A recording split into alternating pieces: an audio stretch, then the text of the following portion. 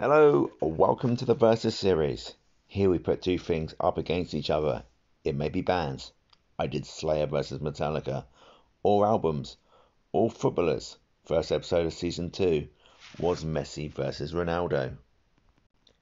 But today we are doing shirt numbers. Or to be more, players who have worn the same shirt number for the same club. When it comes to shirt numbers, it's easy to start a conversation on who the best number one of all time was. Clearly it was Alan Knight from Portsmouth Football Club, his goalkeeper from the 80s. Or maybe not. 1 to 11, it's easy to talk for hours, but since the formation of the English Premier League, squad numbers have become a thing. Which leads us to the question, who's the best number 18 in Premier League history? So we need to look at one club. The one club which has the best two number 18s ever is Manchester United. Most pundits would say Bruno Fernandes is United's most influential signing since Eric Cantona, whereas Paul Scholes came through the academy as part of the mighty class of '92. Paul Scholes wore the number 18 jersey, which is now on the back of Bruno. But which is better? Before we start, I'm sure most would agree Paul Scholes played in better United sides. He was one of many stars players. The team had the likes of Eric Cantona, Roy Keane, Ryan Giggs, Rio Ferdinand, David Beckham, Cristiano Ronaldo, Wayne Rooney, plus many, many more. Whereas Bruno is the star with some fine players like Pogba, Rashford, McTominay and Maguire. United had a winning culture, which they do not have at the same high level now. For me, Paul Scholes was a key player who played with top quality players who go an extra mile to win. Now, I'm not saying that modern players don't care, because they do. Although, do they have the same drive and mentality anymore? It's hard to say, but there was a let's go again, no resting on our morals in the United teams Paul Scholes played in. So, is that same desire there? Ole Gunnar Solskjaer has that desire, but as United are no longer seasonal winners, it's hard to say they do. It's almost no longer in their DNA. It's almost like you could say their noisy neighbours have taken their place. And if that's not bad enough, Liverpool have also going on that perch. Although he may not be spoken about in the same way as Steven Gerrard, for me, that's due to the class of players around him. Even Sir Alex Ferguson said he only managed 4 actual world-class players: Eric Cantona, Ryan Giggs, Cristiano Ronaldo, and Paul Scholes. Now, I would say Sir Alex knew a thing or two about class players. He said these players could get into any team at any time. Bruno, though, is a class act, but would he have gotten into the 1999 triple winning team or the 2008 European Champions League winning squad? I would say Paul Scholes would definitely get into United's current 11. It's an impossible question, as both played at different times, so let's compare with these 3 subcategories: influence, goals and assists, what they've won.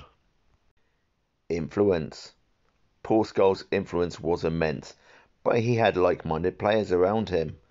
That's not me disrespecting the current squad, but through his tenure he played with some of the finest players ever to play in the Premier League. However, unlike him, Bruno has only recently joined them, so hasn't had time to play with the teams of superstars. His influence has greatly improved them, though. This last season he helped them get United Champions League football next season. It is a tough one, though, but I would say that the current team would be weaker than the teams Paul Scholes played in, so I would give the influence to Bruno.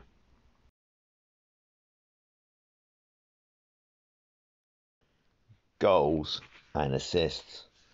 So for Paul Scholes, He played 499 Premier League games for Manchester United, scoring 107 goals and having 55 assists.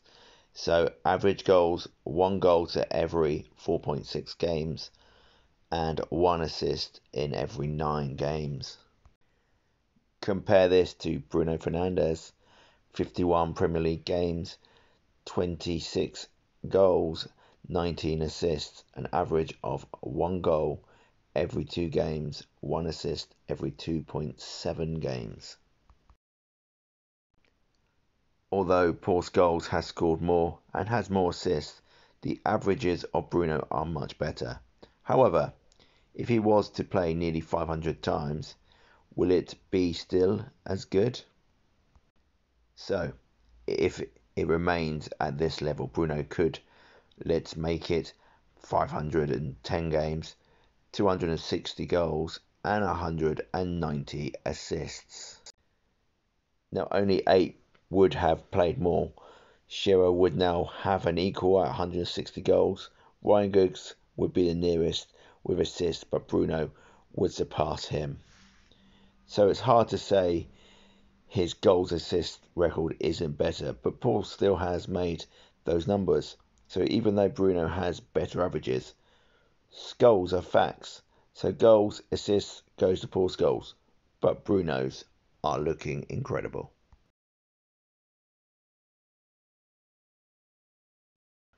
What they have won.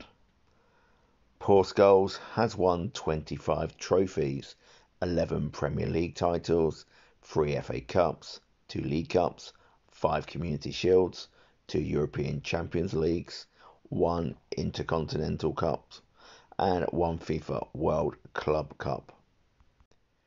Bruno has won with Sporting Lisbon 2 Portuguese version of the FA Cup and 1 Portuguese League Cup. So this one is easy, total dominance, but Bruno hasn't retired. But it has to go to Paul Scholes.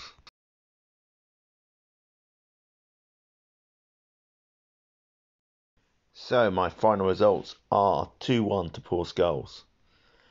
Thanks for watching. Hope you enjoyed the video, and I look forward to bringing you more from the Versus series very soon. Thank you.